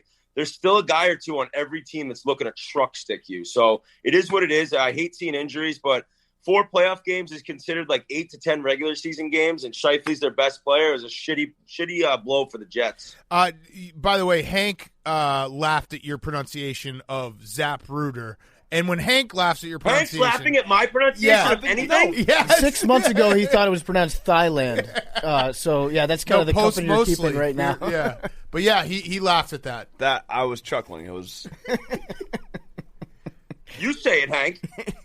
Zapruder. It just caught me off guard. I wasn't laughing at you. It just caught me off guard. I chuckled. That's all. Oh, yeah, you're laughing with me. Okay, same with me. Zapruder? Putting his dick in your face. You make a good point, though, because that's the thing that it always makes me laugh about hockey Twitter, how you'll see the replies underneath. Oh, there Biz. he is. Hey, Biz. The replies underneath a tweet, and there'll be like 7 different people capturing the same video in slower motion, having 7 different opinions on where the contact was made. And it's like at some point you just got to acknowledge that the game moves pretty fast. It's played on ice. It's like, look right here. Look right here. His shoulders and his face. I'm like, dude, if you didn't stop it right then, he started lining the guy up 10 feet ago. Like, you cannot stop an image in hockey or football with these guys going that fast and try to relate it into like, oh, look at right here. It's like that was moving way too quick to even slow down and try to like Zapruder it. Zapruder it. Biz, you just showed Biz. What's up with Biz's foreskin? What's the latest? I actually just sold it to Legal Seafood here in the harbor, so we're gonna make some calamari. Make some profit off of it. And if you're looking for a good calamari, a nice calamari platter, go check it out. Hey, pink foreskin. It's just going to be you're going to have a shot of pink Whitney with a little crispy foreskin. It's like the tequila worm. It's the tequila worm at the bottom of the bottle. Yeah, exactly. There you go. We got to brand it though. Are you actually going to get? There's a Biz 20 promo code for his foreskin. Wait, so for people who don't know, Biz said on a live stream, I think, that if the Leafs lose to Montreal in the first round, they were up, I think, in the series. He said he would get circumcised. Now that happened. Said it in January. He said it in January. So when are you getting circumcised? I know, Big Cat. It was kind of like your finger thing, but in the end. But I didn't wait. My finger thing, I didn't lose. No, I'm saying like it was a bet throughout the year. And you didn't lose it.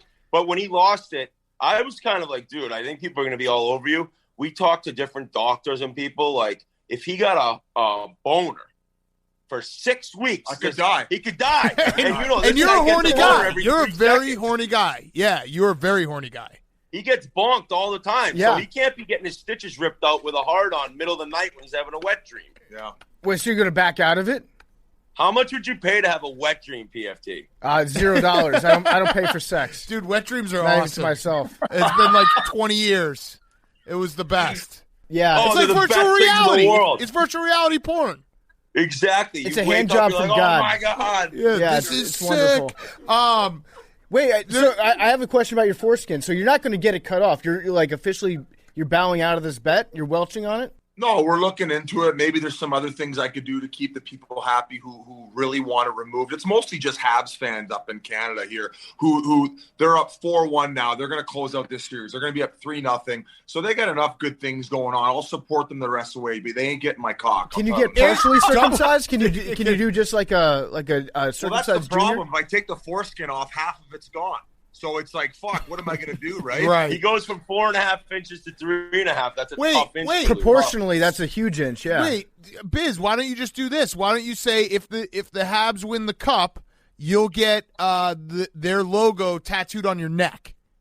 Because he already has a stale pumpkin on his forearm. What the fuck's a Habs logo on his neck? On his neck? That's better than the tattoos he has. All right, so maybe on his face. Or on his penis. You get it as a little eye drop, you know? I'll get a Canadian tear. logo eye drop. A if tear. the Habs are able to pull You heard it here first. All right, You there heard it here is. first.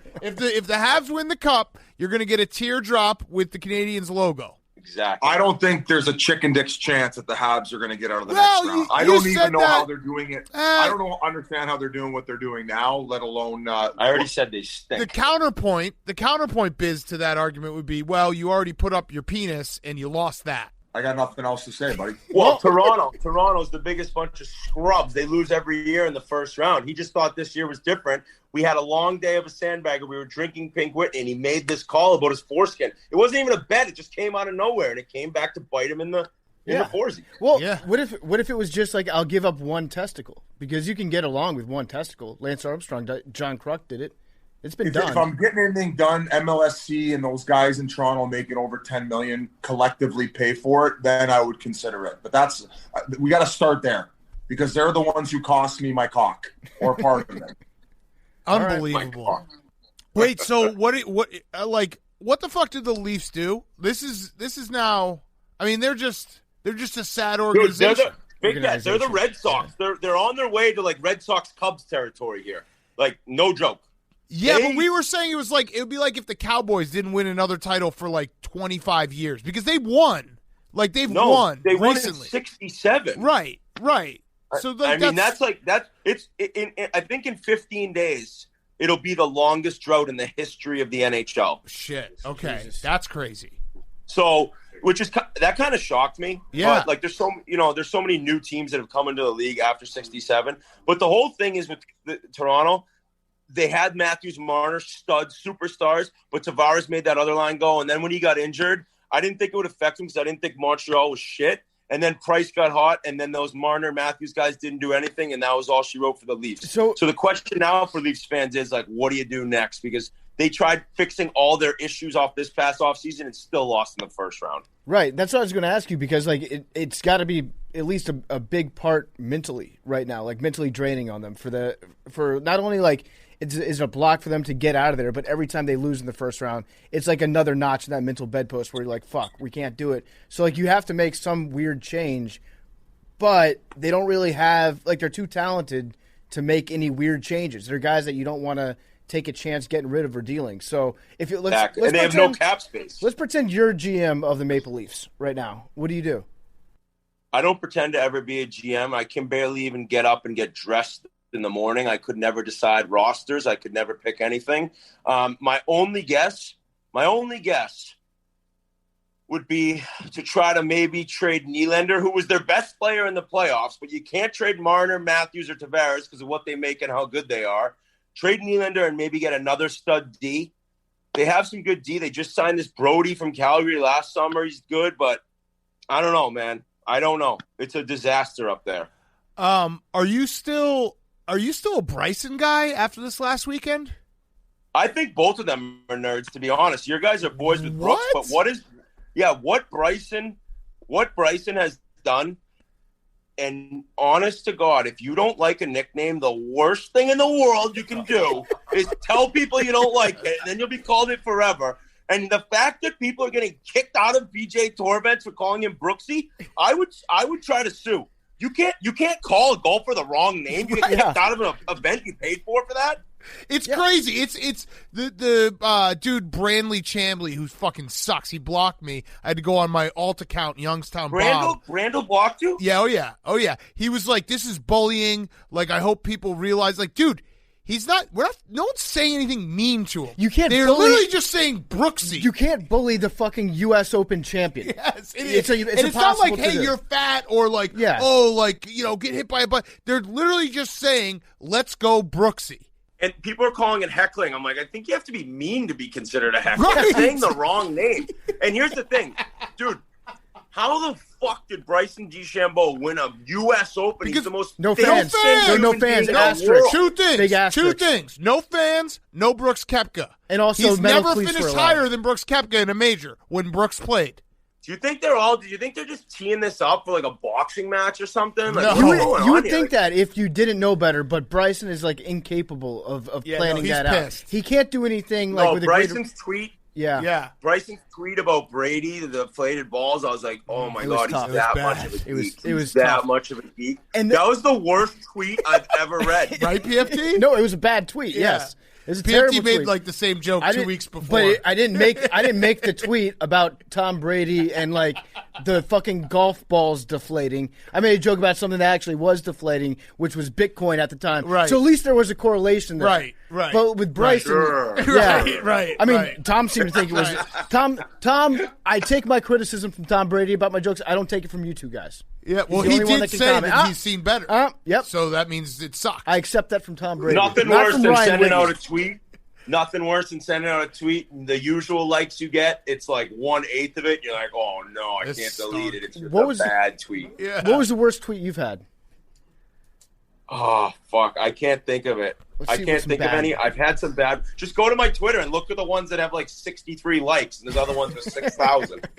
What's the worst? Was the Taylor Hall Hangman tweet like your first viral tweet? I always see that go reviral. So, I was talking to Borelli about that. I don't know if you know this tweet, Big Cat and PFT. It was so old. Do you guys remember when the pictures on Twitter had to be from like Y-Frog? Yeah. Oh, yes. So you can't even get the picture anymore, but we were all not playing in an exhibition game in Minnesota. We were on the Oilers, obviously. And so I was like, let's play Hangman, guys. So I think it was Halsey did the Hangman. He had Eberle guessing. And the word was banana split, okay? Halsey spelt banana wrong, right? And then Eberle was guessing, and the second word, banana was filled, but it was spelled wrong. And then the second word was SP space IT, and Ebbs couldn't guess that it was split. And so I took a picture. I was sitting next to them, and I was living with them. I'm like, oh my God. I'm 30 years old. They're 19. I'm like, I wrote, Ebbs can't figure out the second word split, and Halsey can't spell banana. How many games did you guys win that year? Oh, we finished dead last. Yeah. Hey, we always talk about like overtime when we're watching overtime, how bad it sucks as a fan to watch it. Is it harder to watch overtime or play in overtime in the playoffs? It's so much harder watching. Like as a gambler, like if you're watching your favorite team, just know the guys playing, there really aren't nerves. I'll tell you seriously, I played in a triple overtime game in the Cup Finals. It is all about like next shift. You're not panicked. You're just doing the same thing over and over, whereas fans are literally sitting on their hands, shaking the entire time. So players are not nervous. I know, like, deep down they're nervous, but the game's going too fast to think about it, whereas fans, you can't even breathe. You almost just, like, want the game to end. I'm looking at it right now. He spelled BAN. He had two N's. Two N's. He had three N's. Wait. Three N's. Yeah, BANANNA. Ba and like Nana. Yeah, okay. I got it. That's fucking hilarious. I remember Ebbs is like, what is that word? I'm like, split, bro. It is the Y-Frog. That was so funny when Y-Frog like got changed. And then people's like images in their tweets 10 years after the fact got changed to like just random pieces of porn because someone went in like the back end on Y-Frog and changed everything around. And you I remember just that. sitting there watching. Oh, me and Halsey and I got Twitter at the same time, right around the same time. And at the beginning, I was just firing off anything. And now you're like, what were we doing at the beginning? You could have said whatever you wanted then. Oh, my God. Now it's like you just getting in trouble. Unbelievable. I want to give you the opportunity to defend yourself because every time you lash out against some fan base, one or another, they get mad at you. They're like, oh, Witt's being a buffoon because he's doing a selfie video again where he's screaming at me because I'm a hockey fan on Twitter. And they always reply to you with the picture of your head inside your jersey on the ice after you got turtled by somebody. Would you like an opportunity to explain like how you got into that position? Is that just like a bad picture taken at a bad moment, or did you really? I thought I talked about this. I thought I've told this story on your podcast, but Tim Jackman had been trying to fight me since 2001, maybe 2002. He'd been trying to fight me in the USHL, in the AHL, in the NHL, and then finally, at one point, he's like, "I got him." And I saw him coming after I snapped the pass, and he's tough as shit. I'm not. And I immediately went down. Well, I didn't think anything of it because I think we won the game and whatever, no big deal. Next morning, I got my group chat with my buddies back home. And one of my buddies goes, what the fuck is this? And it was that picture. I was like, oh, my God. I was like, when is this thing going to, like, hit the internet?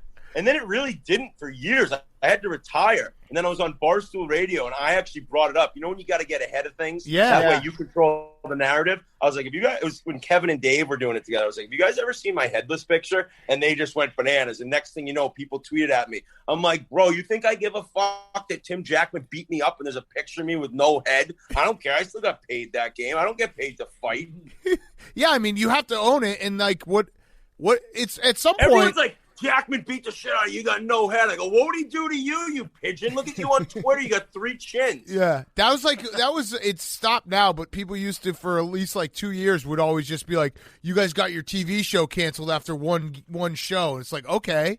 Like, we had a TV show. Yeah, right. We had a fucking TV show, and it doesn't hurt anymore. A little bit, but whatever. I love saying, though, like, I love saying about Twitter people, it's like, you think I care? As I'm like screaming about how much I care. Yeah, right. All right, last question. The Roback question. Use code PFT on roback.com for 20% off your first purchase. RHOBACK.com, code PFT. They make the best performance polos and the only performance polos we wear. And for our guests today, we'd like to gift you, Ryan Whitney, a Roback Performance Q-Zip on us. What is the prediction for the rest of the Bruins-Islanders series? And then give us your cup final. Okay, so I picked the Bees in 7, so I think they win tomorrow at home. I think they lose on Long Island. I think they win at home in Game 7. That's not really going too crazy that the home teams win in the next 3, but I think the Bruins move on. I then think that, unfortunately, the Bruins and Islanders are playing to, like, lose to Tampa in 5 games. Tampa's so good. They're so deep. They have the best goalie in the league. Kucherov's got like 17 points already, didn't even play in the regular season. So I'm going Tampa, and I think the Avs end up getting it done against the Knights and then smoke the Canadians. And we're looking at Tampa, Colorado, and I think it'll be one of the best cup finals we've ever seen. Wow. Okay. Wow. 2 Southern teams. Yeah, 2 Southern teams. Yeah, 2 Southern teams. Yeah, I'm on a Southern team. Oh, what's your nickname? It's a snowstorm that can kill people. What an idiot. I made the whole room laugh. Let's just end on that. That's the perfect way to end. All right, guys. Love you. All right, love you too. See you guys. See you, bro. Ryan Whitney is brought to you by our great friends over at Omaha Steaks. Summer's almost here, which also means Father's Day is right around the corner. I'm doing you a favor right now. People always forget about Father's Day. Dads are the unsung heroes of the world, really. So you're going to want to get your dad a present. Don't forget, you can get it right now. Go to Omaha Steaks. They've got a great deal for your dad. Type promo code PMT in the search bar, and you can get your dad the Get Out and Grill assortment. Right now, the package is 59% off. It includes 20 entrees that your dad is guaranteed to love, ultra juicy burgers, plump chicken breasts, sides, desserts, and 4 10-ounce butcher's cut New York strips.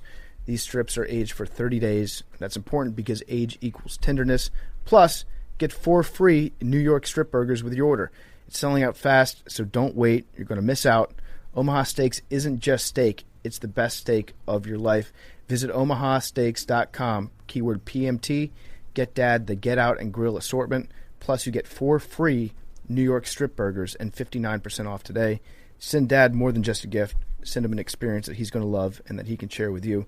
Again, you get 4 butcher's cut strips, 4 boneless chicken breasts, 4 Omaha steaks burgers, 4 gourmet jumbo franks, 16-ounce package of Omaha Steakhouse fries, 4 caramel apple tartlets, signature seasoning, and you get 4 New York strip burgers for free. Okay, our Monday reading tonight is not a reading. We're going to live watch the Mayweather versus Paul. Logan Paul fight. He walked out. He's got a Pokemon card around his neck. Charizard. I missed Pokemon. I was like a little bit before. Yeah, me too. Is it Charmander? I think that's our biggest difference. Actually, is that you're a Pokemon guy. We're not. And Yu-Gi-Oh. Like we're Teenage Mutant Ninja Turtles. We only had to remember 4 of them. So wait, it was Charmander, and then I believe the middle one. There's 3 stages to every Pokemon. So like Charmander's little baby. I think it was Charmeleon. I think is the middle. I think Squirtle is the only one I remember. Charizard, Squirtle, and then Blastoise was Big Squirtle. Oh, bonk! Damn. Yeah. Okay, so they're ready to go. There's no judge. You guys remember the Pokemon thing where, like, 4 years ago, the Chinese government basically had us take videotapes of our living rooms and put them online? Yeah, that was wild. cool. Want to hear something more wild real quick? Because I have a friend that still does Pokemon Go. Really? Oh, wow. He's probably the best person There in is the a world. ref. Insane. There is a ref. Here's what I don't understand. So they said they were announcing it as they were coming in, and they were like, everyone's a winner tonight because no one's going to lose, and everyone's going home with a bag, and everyone's going to watch something that's exciting. It's like, wait, but this is sports. We would like to watch a knockout it's or in a sports something. arena. Yeah, so I can't really wrap my head around it. So basically, Floyd is doing this so that he ensures that no matter what happens, he's still not going to take an L. Correct. Although he could get knocked out. He could get knocked out. He could get KO'd, but he won't take an L. Dude, Logan Paul is fucking jacked. Yeah, Logang. Why does he say Dorado, Puerto Rico? Is that where he's fighting out of? I guess so. Is that where he's training? No, he moved there. He moved there for like taxes. Tax reasons. And that's awesome. maybe for steroid reasons He's like, too. That's actually a sick move. I like that. But they're part of the United States. Yeah, they pay income taxes. You can win Mega Millions, Powerball in Puerto Rico. Right. Yeah. So why would he move there? I don't know. I don't know anything about taxes.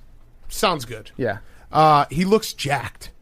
He's got a mullet, nipple size, baby mullet, decent nipple size, maybe large. Okay, traps. There's the other. Jake. There's the other one. Jake. Jake is the one that's really good at boxing. Correct. Right? So people seem to dislike Jake more than they dislike Logan. I can't actually keep them like. I don't know. Oh, they're stalking each other in the ring. I still don't. Logan is the more mature, business-minded, smart. He was the one that did it first. No, that's Jake. Is he the older? But he's older. He was doing it first. Jake kind of followed his lead and is the bad boy. But Logan did the Suicide Forest. But that we forgave him for that. He's come all the way back from correct, that. Mm-hmm. Correct. That was a youthful mistake when he was like 28. Ago, yeah. All right, predictions real quick before they actually touch gloves. Are there going to be rounds? Or is it just like fighting? I think it's 8 rounds. 8 3-minute rounds. Okay, I'm going to say it's not going 4. Well, by the way, we're watching prediction. The soccer game too, and we're bringing in some tall, lanky ass backup goalie. This can't be good. No one's going to win. That's my prediction. Yeah, all of us lose. I'm going to predict that there will never be a clean shot on Floyd. Floyd, unfortunately, can't probably knock him out because he's too small. So it's going to be like West Side Story. They're just going to dance. They're going to dance fight. I think that Logan is going to catch him once. I think he's going to catch him one time, and then that'll wake Floyd up. Because remember, when Floyd will let him. Yeah. We saw the Mayweather McGregor fight a few years ago. Yes. Same type of thing happened. Yes, he gets bored. He likes to play with his food before he. You guys ever watch that back, or did you just try and Yeah, go I off did, your and memory? it was not even close. We thought it was a lot closer. There was that one round, like round 3, where McGregor kind of like roughed him up. Okay, here we go. No touching gloves. These guys don't like each other. Huh? Wow, real bad blood. There is a huge size difference. Damn. And no one's landing. No one's doing They're smiling at each other. They're man, winking. This might suck. I think they're going to kiss. Logan's gas already. I'm actually going to give Logan credit here. I think he does kind of want to try to fight him. But Floyd doesn't want to fight. No. Floyd, this is... Oh, my All right, round That's the thing two. with Floyd Mayweather. Yeah, he doesn't care. He just wants the bag. Round two, just release a bunch of cats in the ring at once. Or just make the ring smaller and smaller every single round. Cut off, move the ropes in. Actually, that would be. We should start a fighting league like that. Where the every circle round closes. it gets closer and closer. It's Warzone. That would be sick. Yeah, gas. We'll have poisonous gas on the outside of the ring. That would actually be. Yeah, I mean, it would solve a lot of problems with fighting. Guys don't want to fight; they end up just kissing each other. Okay, round two. Here we go. Ding, ding, ding. This one should be electric. They were really feeling each other out in that first round. Neither one. The amount of respect shown between these two is just off the charts. They know that both of them one mistake and the others, it's lights out. lethal punches. They're just rope-a-doping all of the United States right now. It's I'm being rope-a-doped. I said that the minute I walked in today. We were talking about getting this fight, and I was like, I'm pretty mad about getting this fight and watching it and being like, what the fuck did I just watch? But I still had to get it because you have to. Just in case something crazy happens. Right. Yeah. You can't not get it. So they basically they've tricked us all. It's genius. I'm not even mad about it. Not to get all horny on you guys, but how... Now's a good time to talk. Do you think that there's a market out there for a live pay-per-view sex tape? Yes. I think that there I would think be. that exists, doesn't it? Is it? I'm pretty sure that's like celebrities. live fans. Yeah, like cam shows and stuff. Yeah, now's but a I'm good talking time like to a talk about celebrity. PFT, your new love affair. No, we already discussed with that. the porn star. No, we're Not on good. the show. Well, we We're didn't good. discuss it on the show. We're good. Let's talk about it now. Let's do Monday this is reading the of your perfect time. Okay, all right. Yeah, so I do this not. is She perfect. has a love affair with me. I think that she's. By the way, she's not a porn star. She's a journalist. Okay, she does Right. a podcast. It's called No Jumper. What's her? Nope. What's her pinned? She tweet? doesn't do She that doesn't podcast. do that podcast. She appeared on it. She appears on Talk podcasts. about being a porn star. She's a frequent guest on podcasts. She's a journalist. She's a Suns insider. Right. Well, You think she owes No Jumper? the Suns are inside her. BFT he's in love. I'm He's not. in love. I'm not in love. She slid into my DMs He's and in love. oh, Mexico just scored a goal. VAR saved me. VAR. Fuck. Wow, you get two sports at once, and they do a little jump in circle. It's embarrassing how many Mexico soccer fans there are in Denver. Embarrassing. And round 3 is about to end.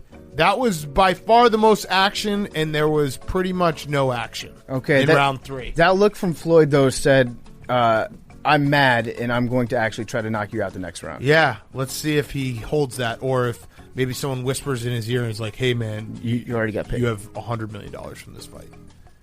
How much money do you think we're putting in Floyd Mayweather's pocket right now? Well, $25, right? At least. Yeah, it was $50 actually, bucks? Yeah, it was $49.99. Yeah. So are you a little sick, Jake? No allergies. Allergies. I was in Florida. They're bad in Florida. Long weekend? Long weekend No. with the allergies. Were you in Miami with Mike Irvin? I wasn't in Miami. I Your was nose a little north stuffed of it. Little up? stuff. Allergies. Need to take some nose spray. Little cocaine. No. Oh, are you off? Are you done with it? I've been all. Yeah. You kicked it cold turkey? Yeah. After like a week, I was fine. Even after Oh, wow. the summer ramping up this weekend and stuff? Yeah. It's pretty crazy. Did you see how he snapped at me? I was like, "No, Can't have that again. Can't even think get about back it. there. All right, here we go. Round 4 is starting, and I agree. I think Floyd's actually going to try here.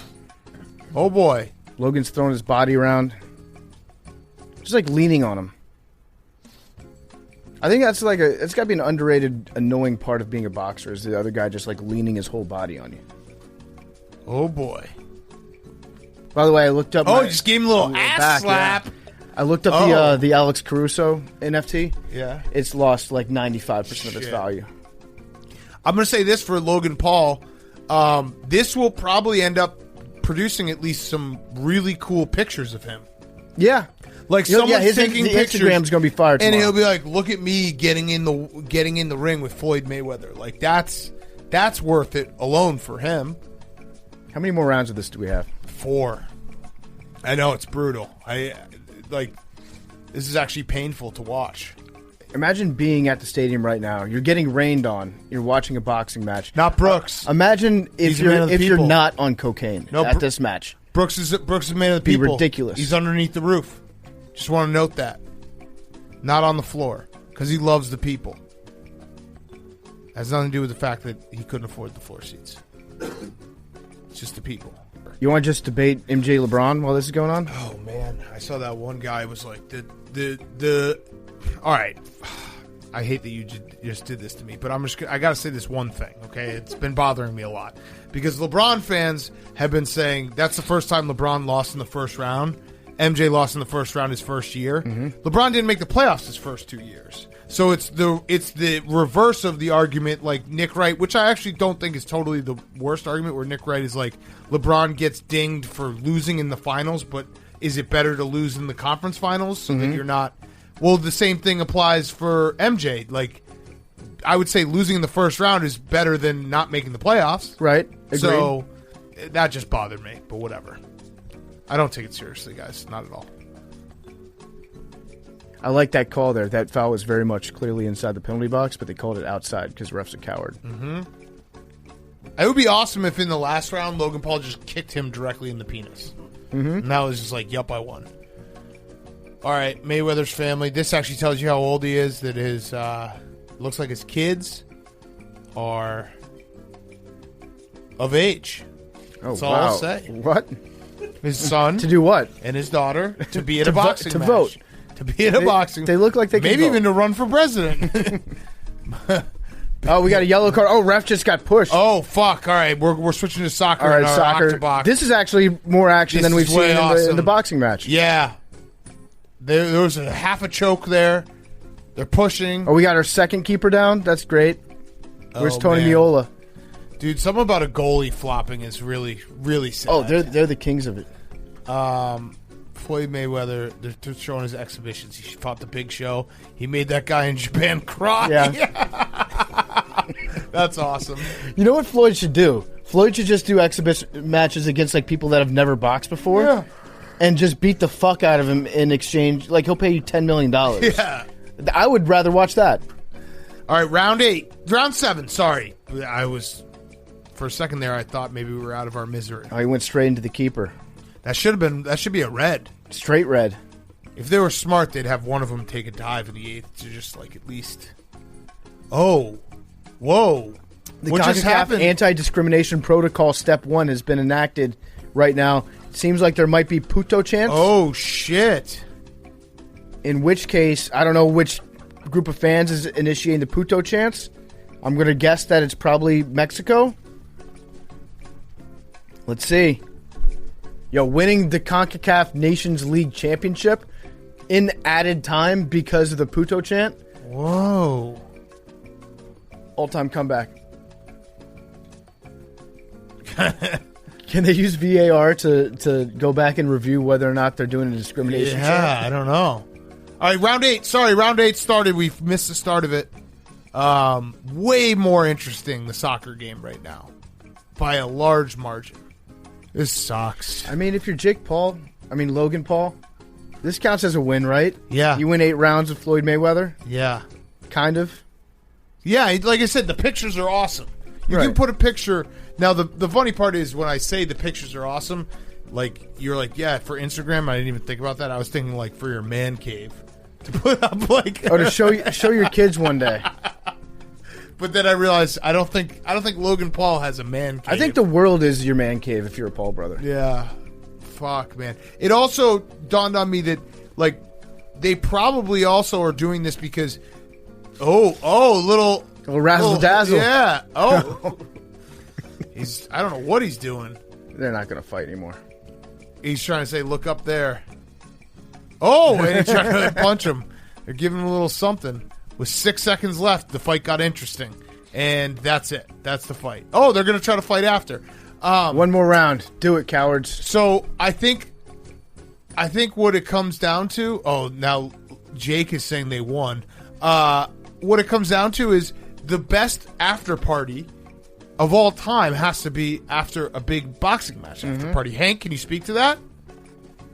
Like, without a doubt. 100%. Can't confirm. So Jake Paul and Logan Paul just basically made it the most lucrative but also most difficult way to have that party, to throw on these huge events, and it's all for the after party, which will be awesome. Yeah, I think in an after party like this, you probably have to spend I don't know, like 25% of your purse that you took home. So much money. You gotta make it worthwhile. So much money. And also, the Paul brothers are smart because they understand that the first person to claim victory gets that moment. Right. So by his brother declaring that Logan Paul won, I guess we're awarding this. My card has it. I've got 6 rounds to Logan, 2 to Floyd Mayweather, Big Cat. I'm going to go... I'll go the opposite. No, wait. I've got 3 to Logan, 2 to Floyd, and 1 to the U.S.-Mexico soccer game. Wait, Floyd Mayweather threw 14 jabs in an 8-round fight? All right, the fight ended. No one won. For the first time, I'm going to say the participation trophy era is real. I think that's my takeaway from this. Like, what did we just watch? We all lost. They won. They both won. Right now, early results of the poll coming in after 5,700 votes, 3 minutes in. We've got 74% of America saying Floyd Mayweather won.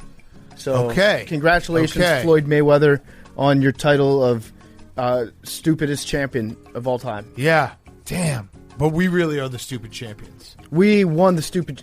He's giving us the crown of stupid championship. Floyd Mayweather has had a hell of a career getting everyone to buy pay-per-views and then being at the end of it being like, what the fuck did I just watch? For his entire boxing career. So congrats to Floyd. He's very rich for it. Anything else? That's it. That's our show. Numbers? Give me an 8. 99. 92. 888. 67. Damn. You got a fact? Animal fact? Yep. Did you guys see that clear fish? Animal fact. No. That's crazy. There's a new fish just dropped. Sloths can swim 3 times faster than they can move on land and can hold their breath for up to 40 minutes. Whoa. Wow. That's kind of cool. Can't drown them.